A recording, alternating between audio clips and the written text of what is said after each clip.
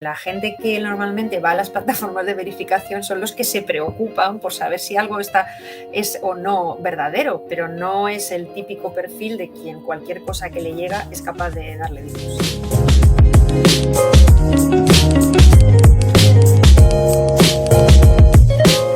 Bueno, nada, primero un placer tenerte aquí. ¿Carmen o María del Carmen o Mari María? Carmen, mejor.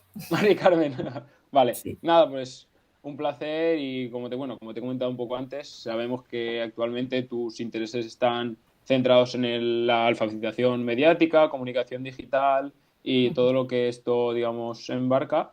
Entonces, ¿cómo podríamos definir el concepto de alfabetización digital o alfabetización mediática?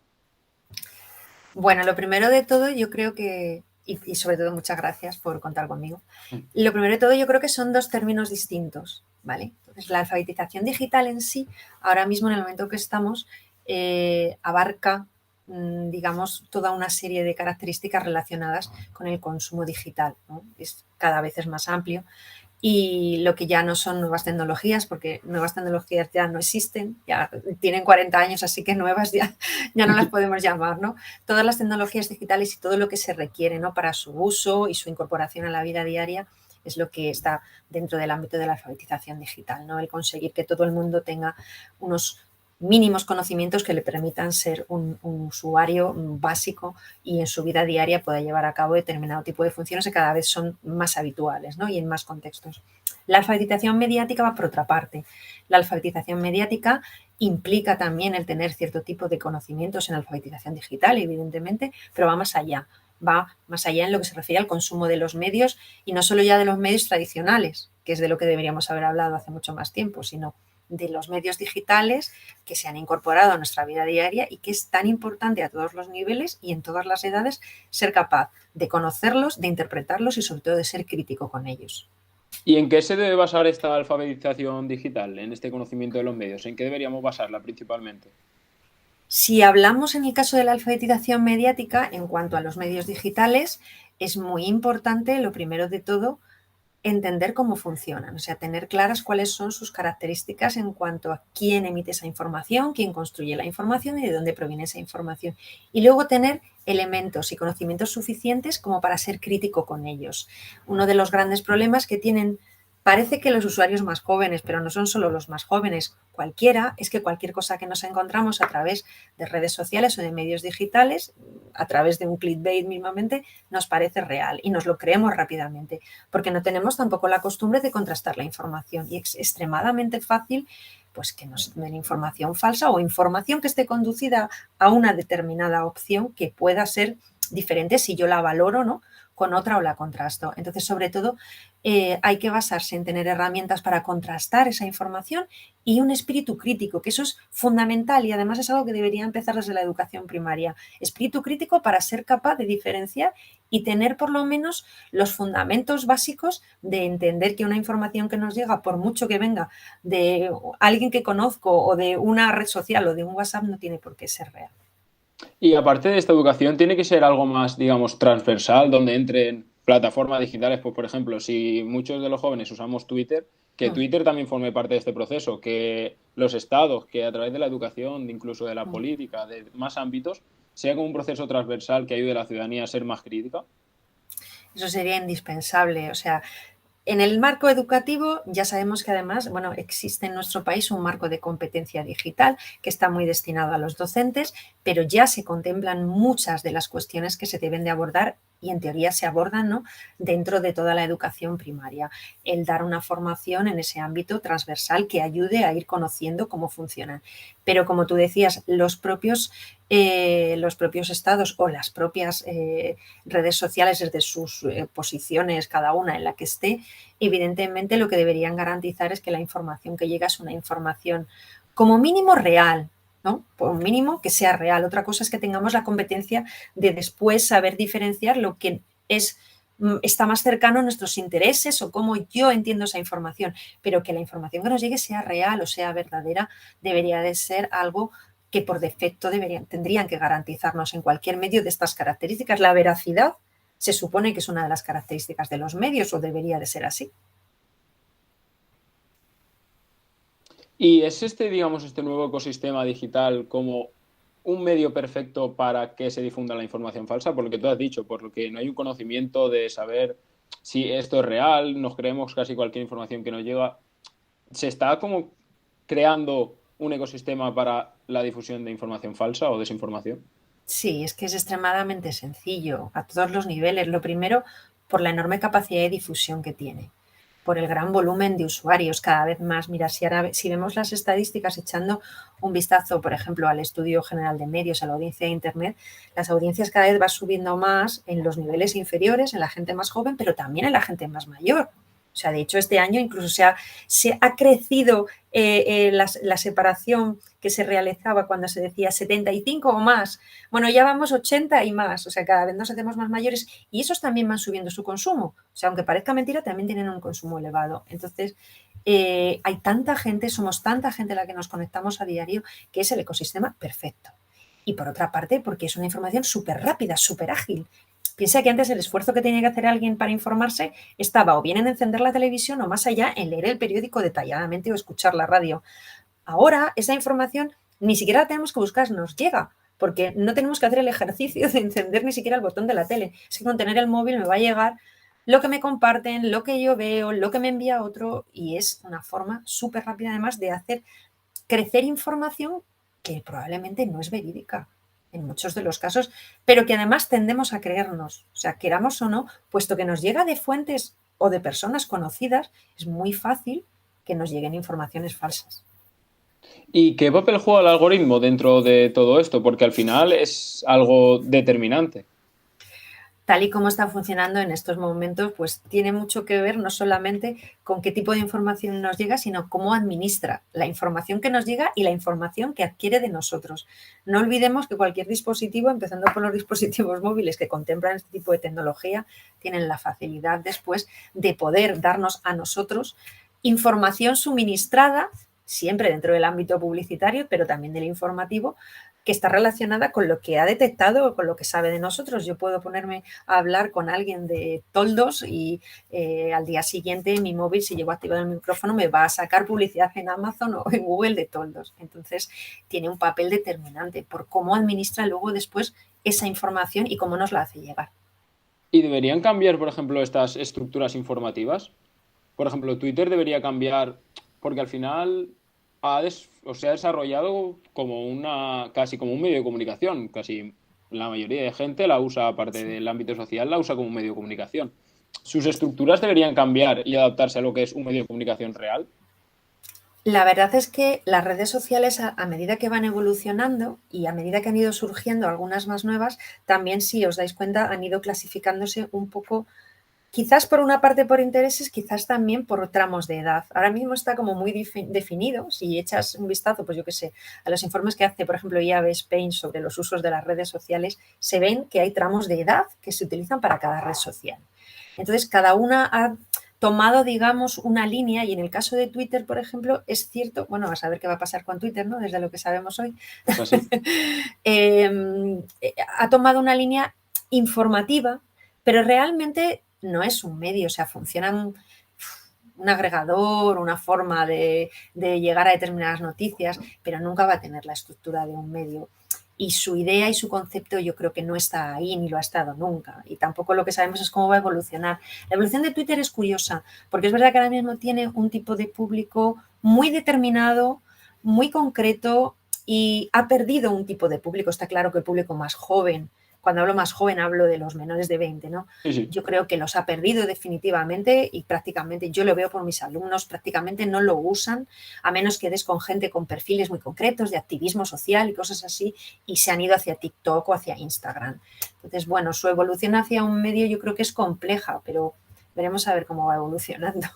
Pero, por ejemplo, esta mañana estaba leyendo que Elon Musk decía que él quería hacer un espacio, bueno, de debates. Sí, bueno, Pero, claro, pero ¿cómo podemos creer que una persona como Elon Musk quiere hacer de Twitter un espacio de debate donde no haya fake news, que el ciudadano... además es que Twitter tiene un problema fundamental. Bueno, es un problema de casi todas las redes sociales, pero de Twitter es grande, ¿no? Que esa forma de compartir información o de informar siempre va a chocar con todo el mundo de la anonimización, de los haters y de las dificultades que implica el mantener una conversación real, ¿no? En Twitter se pueden encontrar informaciones de mucho valor, se pueden encontrar discusiones que al final lo que aportan es conocimiento, pero es cierto que hay un entorno que funciona de esa manera, bueno, esa manera oculta, ¿no? No revelo quién soy en realidad, y lo que hacen es perjudicar mucho ese tipo de sistema comunicativo, que en el fondo, pues, yo creo que desde un punto de vista constructivo sí está bien. Pero, como tú dices, no una sola persona, es todo el entorno. Es decir, al final, bueno, evidentemente son empresas, eso también hay que tenerlo claro. Cualquier medio también es una empresa, entonces no trabaja por amor al arte. Sí, Y sí, ahí claro, esas claro. estructuras, claro, tienen que tener al final una financiación, unos fondos y tiene que haber alguien detrás con unos objetivos claros de ganancias. Es que si no, no tiene sustento ninguno. Sí, sí, no, sí, hay que al final, pues si vive el clic, al final lo que quiere es generar clic y la estructura está hecha para generar clic, obviamente. Efectivamente, de la mejor manera posible. Luego, los usos que la ciudadanía hace de él, bueno, es que también eso es muy incontrolable. O sea, las redes sociales, si tienen algo, es que han ido evolucionando también de una forma que no era la previsión inicial. Y eso sí que es una adaptación a cómo van surgiendo y es digno de reconocer que en algunos casos nadie esperaba cómo iban a funcionar a posteriori. Pero bueno, ahí es que prever cómo puede funcionar alguna intervención es muy complicado. Bueno, leímos en un artículo tuyo Sí, que los avances tecnológicos, bueno, te leo literal, ¿vale? Que lo apunté. sí, Los avances tecnológicos y los escenarios digitales han traído consigo una falta de certeza o conocimiento estable al interior sí. de las actuales generaciones. Al final vivimos como en un clima de sospecha continuo que no tenemos nada cierto. ¿Qué problemas genera esto en la ciudadanía? Pues a ver, al final lo que hay, por una parte es como te decía antes, existen muchas dificultades para entender o saber qué es lo que nos están contando como real o irreal, ¿no? A ver, hemos vivido situaciones como las de la pandemia en las que los propios desequilibrios entre la misma sociedad y las opiniones, por ejemplo, en algo como es la ciencia, ¿no? Ya se han visto más que de manera palpable. Y es que al final existe también hay un término que se utiliza también, es la infoxicación, ¿no? Tenemos un sobreexceso de información que también nos lleva muchas veces a realmente no tener claro quién nos está dando la información real. Y aunque es cierto que podemos hacer grandes esfuerzos para ser críticos, también tenemos que tener presente que no todo el mundo quiere a lo mejor hacer ese esfuerzo y que no todo el mundo tiene luego las competencias necesarias, porque esas competencias no son fáciles de adquirir y ni siquiera aquellos que llegan a tener una formación, digamos, que se puede entender suficiente, están libres de que nos las den con queso en algún momento, dicho así de una manera bastante coloquial. No, no, claro, sí, es que al final entrar en el mundo de Twitter, yo hablo de Twitter, por ejemplo, porque yo es para informarme la que más uso Sí, y tú ves un retweet de una persona que tú ves como fiable y esa persona se la pueden colar igual que se la pueden colar perfectamente. a cualquier otra persona. Y bueno, tú lo has dicho que al final las personas, pues depende de sus competencias, también depende un poco de formación, uso de estas plataformas, pero ¿qué papel juegan en la lucha contra la desinformación en este entorno digital? ¿Pero te refieres a las personas o a las redes Sí, no, a sociales? las personas dentro de A las redes ver, sociales. efectivamente, es deseable, ¿no? Es deseable que todo aquel que sea capaz, ¿no? de alguna manera hacer frente a la desinformación lo haga. Lo que pasa que, claro, es un ejercicio ¿no? de enanos contra gigantes. Así hay iniciativas, todos conocemos que hay montones de iniciativas de verificación o el ser capaz desde nuestro punto de vista, o sea, desde nuestro conocimiento de decirle a alguien que eso es irreal, ¿no? O que le están confundiendo. Yo creo que es un papel importante, pero no definitivo. O sea, creo que la solución, por una parte, está en la formación de la ciudadanía, en que la ciudadanía adquiera esas competencias desde la escuela. Creo que es el primer lugar en el que eso se tiene que trabajar. Y por ahí tiene que pasar también la competencia digital de los docentes. No olvidemos que los docentes son los que tienen que formar a los chavales y también tiene que pasar la competencia digital de los estudiantes de educación primaria y de educación secundaria. ¿Vale? O sea, la gente que está estudiando para ser maestro, la gente que está estudiando el máster de profesorado de educación secundaria, son los primeros que también tienen que tener eso claro. Y dentro de la ciudadanía es, digamos, un grupo que tiene en su mano el poder trasladar a las próximas generaciones esas necesidades y que luego ellos sean capaces de hacer ese ejercicio. Pero también, yo creo que también tiene que existir como, ¿cómo te diría yo? Como una perspectiva de que no pasa nada cuando le dices a alguien que se está equivocando y que está cometiendo un error al entender determinada información. O sea, esa labor de hacerle saber a alguien que, por favor, no retuites esto o por favor no pases esto por WhatsApp porque esto no es real, porque lo que estás haciendo es desinformar. Y al final la desinformación es a veces incluso peor que la información falsa, sino que porque le estás trasladando algo que le va a hacer sumir en la duda, en la falsedad y en lo que no tiene nada que ver con lo que realmente esté pasando. Pero muchas veces nos quedamos ahí o incluso porque me lo han enviado mis amigos, yo cojo y lo reenvío también.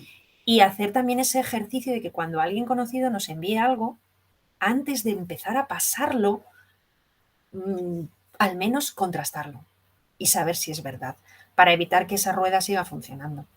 Sí, es que al final, leyendo las fake news también, uno de sus potenciales de expansión es que nos reafirma nuestro pensamiento o nos hace creer que vamos... Claro.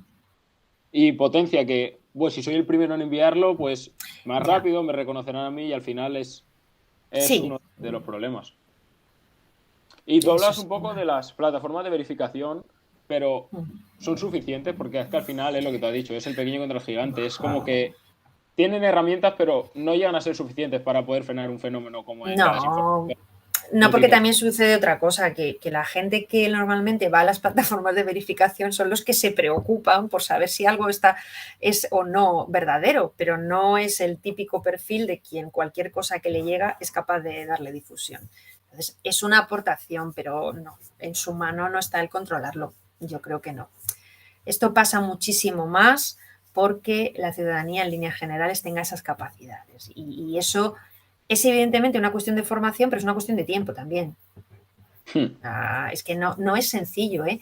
Bueno, y también yo creo que tiene que existir cierta disposición. O sea, ahí sí que, fíjate, es el típico, es como el, ¿tú por qué votas? Pues voto porque hago un ejercicio, ¿no?, de ciudadanía responsable. Bueno, pues yo creo que también esto, con el tiempo, se tiene que entender que es un ejercicio de ciudadanía responsable, pues el mismo que puede hacer un padre cuando les damos a nuestros hijos el móvil a cierta edad y les instruimos o les informamos sobre lo que deben o no deben hacer, en las mismas razones por las que no permitimos que nuestros hijos no tengan redes sociales hasta la edad que la red social dice que debe de tener o puede tener y no falseamos esa información, cosas que suceden habitualmente, o en la misma responsabilidad que tenemos, vuelvo al mundo de los padres, para no difundir información de nuestros hijos ni tal y cual. O sea, creo que eso al final es un mundo que se concentra mucho en la formación y el que todos seamos capaces de entender que esto ya no es un fenómeno puntual. Es que, ¿sabes qué pasa con las redes sociales y con el mundo digital?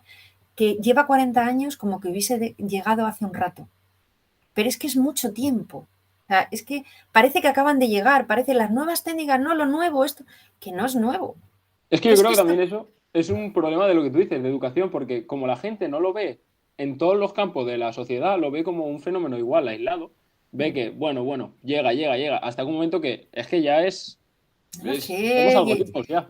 Es Estamos que es siendo algoritmos. parte, es decir, es parte de nuestra vida, pero es que lleva siendo parte de nuestra vida un montón de tiempo. Entonces, entender algo como, no como esto que acaba de llegar, no como esto que ahora, que no acaba de llegar, que es que lleva con nosotros, o sea, a ver, lo digital digo 40 años, pero es que las redes sociales Sí.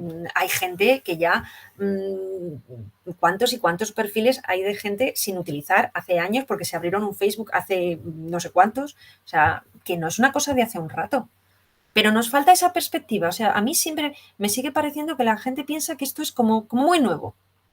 Como que esto va a cambiar, como que va a evolucionar, pero de nuevo no tiene ya nada. Sí, no, sí, al final lo que tú dices, sí, que redes sociales llevan ya una evolución de muchos años. Vale, tenía otra pregunta que era si fallamos Sí, en cómo usamos la tecnología a la hora de informarnos. Por ejemplo, pues en vez de acudir a Twitter, podemos acudir directamente a un medio en línea, que al final sí, es lo mismo, es encender el ordenador y entrar en un sitio o sí. en otro. Pero, ¿estamos fallando? Es que no existe esa costumbre. Mira, yo ahí esa pregunta se la hago muchas veces a mis alumnos. ¿Cómo veis las noticias todos los días? ¿No? ¿Cómo os informáis? Y ellos me dicen que por las redes sociales. Y son alumnos de comunicación, pero no van a leer los medios, no van a leer la prensa, no van a una radio. Ahí, fíjate, yo sí que veo un salto generacional. Sí, y eso sí que lo vengo observando en los últimos años. Es decir, yo, por ejemplo, que consumo redes sociales, profesionales, evidentemente, desde el punto de vista personal me gusta un poco, pero desde el punto de vista profesional, pues es así, ¿no? Tengo que estar en ellas porque tengo que saber cómo funcionan.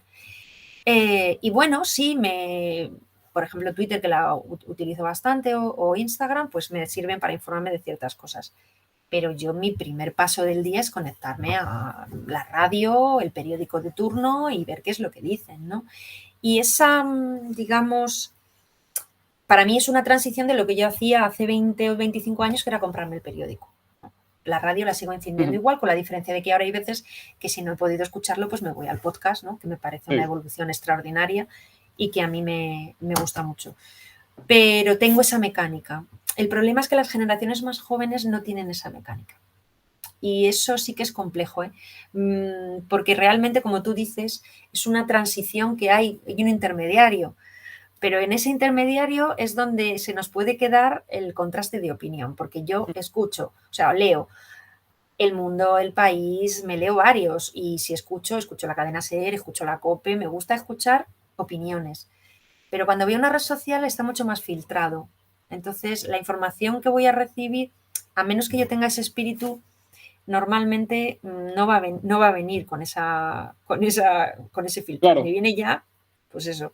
Ese ejercicio lo perdemos. Y ahí, no sé si equivocándonos o errando, pero creo que es una manera diferente de consumir información que no sea a largo plazo los efectos que puede tener en los medios. Fíjate lo que te digo. Sobre todo pensando en las próximas generaciones. Hablas en medios de comunicación, ¿no? No medios Sí. en plan plataformas. ¿En qué sentido No. lo dices? Me refiero a cualquier medio, pues que sea cualquier periódico digital, cualquier radio, etcétera, cualquiera de ellos, el tipo de consumo que se hace no es directo en las nuevas generaciones.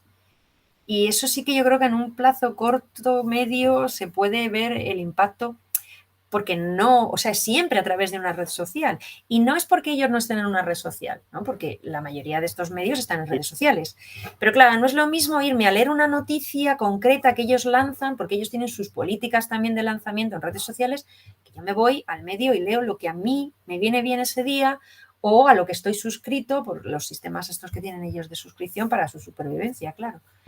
Entonces, es una nueva manera de entenderlo y que también creo que cambia los consumos, el tipo de consumo de información que se hace y la manera, incluso los horarios y las formas en las que se adquiere esa información. Ya no es tanto esa inmediatez, ¿no? Que lo que nos da Internet evidentemente es la inmediatez de la información, sino la forma en la que tú te acercas a esa información y las costumbres que sueles tener. Y la gente más joven, al menos yo observo que esa costumbre de ir directamente al propio medio en sí no existe. No, pasa poco, incluso yo realmente muchas veces tampoco lo hago. Yo lo hago al revés. Posiblemente yo busco una noticia y si quiero profundizar, entro al medio, si la veo. No sé que no la veo en medio, pero seguramente es el proceso a la inversa. Puede ser. Entro a la red y luego si quiero profundizar o quiero conocer más, busco en un medio, sea el que sea, lo que te ha dicho, de cualquier línea editorial o lo que sea, pero el proceso es como a la inversa. Pero bueno, eso será digno de análisis dentro de unos años, cuando empezamos a ver las formas de consumo que hay de información y también a través de qué medios y cuál es la información que además más se consume, porque ahí también va a tener mucho que ver la forma en la que traten sus propias redes sociales, esos medios de comunicación y la información que transmitan a través de ellas, porque esa va a ser la manera en la que va a acceder el usuario. Sí, ¿no? Y también lo que estamos hablando, al final Elon Musk es una persona que va a entrar y puede revolucionar la red para cualquier sitio, pero puede pasar en cualquier plataforma al final. Veremos qué queda la cosa. Bueno, pues, Mari Carmen, no tengo ninguna pregunta más. Muy bien. Un placer. Igualmente. Y muchísimas gracias. Cuando tengamos va a ser una página web, te pasamos el enlace y le echas. Fenomenal, estupendo. Muy ¿vale? bien. Pues nada, pues que se os dé bien y nada, pues enhorabuena por el esfuerzo. Vale. Muchas gracias. Venga, Que vaya bien. gracias. Hasta Chao, luego. hasta luego.